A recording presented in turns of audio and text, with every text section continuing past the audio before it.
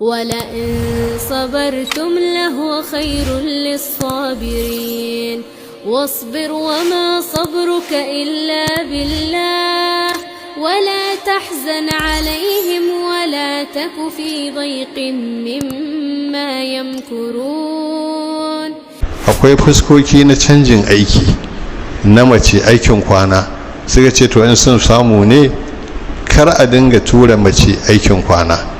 ya ce ba a ce kar a yi a ce a yi amma lokacin da biyan ya zo zai an biya in dai Allah ya ce ga yadda za a yi shi kenan sai dai in abin da za ta yin larura ne ga al'umma in larura ne ga al'umma in ba ita a gurin al'umma za ta shiga cikin ƙasƙanci al'aura al'umma za ta buɗe to wannan sai a yi ƙoƙari a yi shawara a ba uwar mijin haƙuri don ta ba da dama sannan in za ta fita to akwai akhlaqiyat wanda musulunci ba kara zuba ba ne akwai ƙa'idar fitan mace a ƙa'idar farko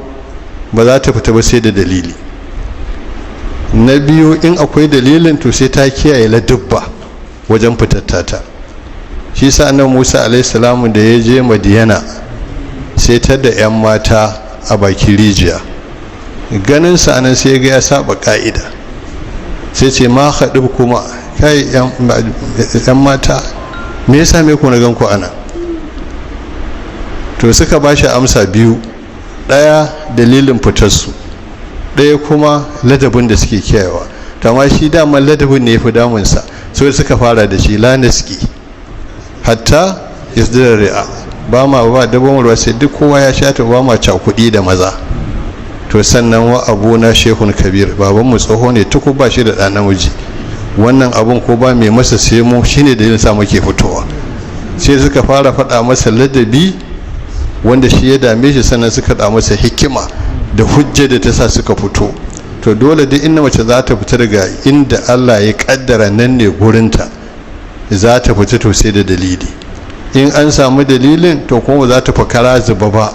sai ta bala dubba wanda zai kiyaye martabarta ya kiyaye martabar mijinta ya kiyaye martabar addininta ba za ta fita zama ballagaza ba ta dinga abin da ta ga dama a ka'ida za ta tafi sannan su kuma hukumomi wanda suke daukan mutane aiki su ma akwai bukatar su kiyaye akhlaqiyat na aikin mace wanda za a kula da ita a kiyaye mata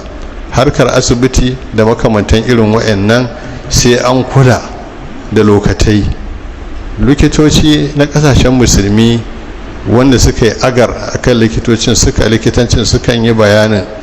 akwai fuskoki na canjin aiki na mace aikin kwana suka ce to in sun samu ne kar a dinga tura mace aikin kwana in kuma za a tura ta aikin kwana to ya zama da duk da likitocin da nas inda wanda za su tallafa musu tunda akwai mata sai mana wannan zubin duk matan za a zuwa gaba daya in kuma na rana ne sai wanda za su iya zuwa gaman gambiza amma na dare kar a hada su da maza saboda akwai mazanna ta tuhuma a ciki saboda haka ake kiyaye wa'annan to saboda haka dai Allah ya taimake mu a koyaushe aka zo yanzu lokacin da liman yana karanta Fatiha sai jikina ya furge tsorata domin ihdinas siratal mustaqim siratal ladzina an'amta alaihim inda gizo ke saka al-maghdubu alaihim da ad-dalluna muke kadewa to ko mafi yawan rayuwar mu akan ta wa'annan take akan su take don mafi yawan tunaninmu wato ya birkita ya canja kusan muna nema mu zama cikin jihura dabbin ramin damo da annabi alke ce mana mu kiyaye kar mu faɗa ramin damo irin wanda yahudu da nasara suke ciki to yanzu ba mu fiye damuwa ba saboda haka wannan shine abin da nake cewa in abinta ya shafi larura to su kokari su rashi wannan dan ta je ta yi sannan ta kiyaye ladubba na shari'a da kiyaye haƙoƙinta ita kanta mace da kuma mijinta da kuma akhlaqiyya na musulunci shikenan amma an ba wannan bane ta yi haƙuri ta yi zaman aure, shi kuma ya kula ya ɗauki nauyinta. Duk da dai maza yanzu sun kuma canja, mafi yawansu sun zama masu matacciyar zuciya. Duk auren jin daɗi yanzu maza suke nema su dinga yi, kuma kowanne so yake ya nemi wata mace mai aikin yi ko mai wani kuɗi haka, ko kuma ma mai kuɗin ya aura, shi kenan ya zamansa. Idan ke wanke 10 yana tsoma 5, ya zama kawai ba shi da wani abin yi, ya kuma cuci kansa, domin ya tashi a lahira zai tashi mutsiyaci, ba shi da komai,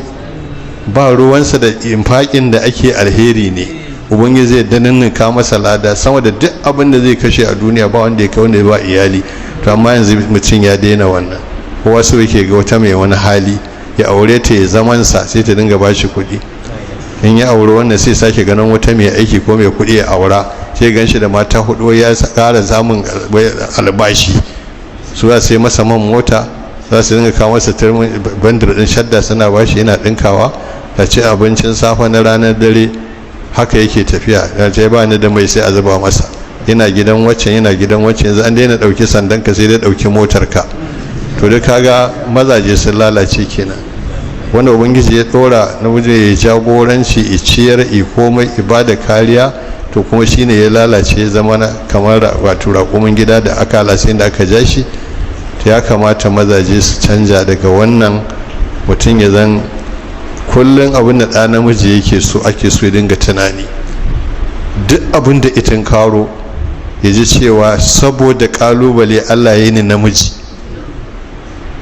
amma ba don haka ba sai yi ni mace. wani abu ya ce wa yau ni ya su shi ke sai in zamana.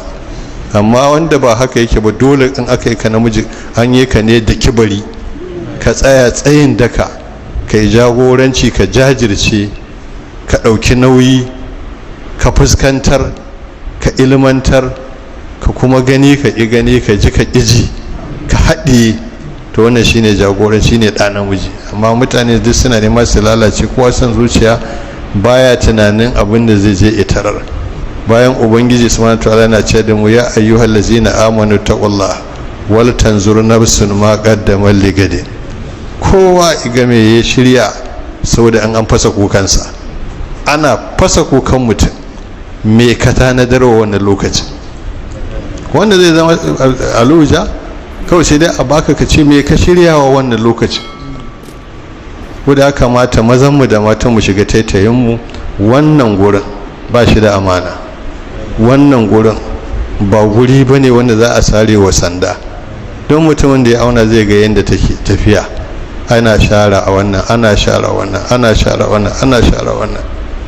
Wancan kamar mako 2 da muka wuce da halin wasala, mun je unguwa mun damar hau kan gadan nan,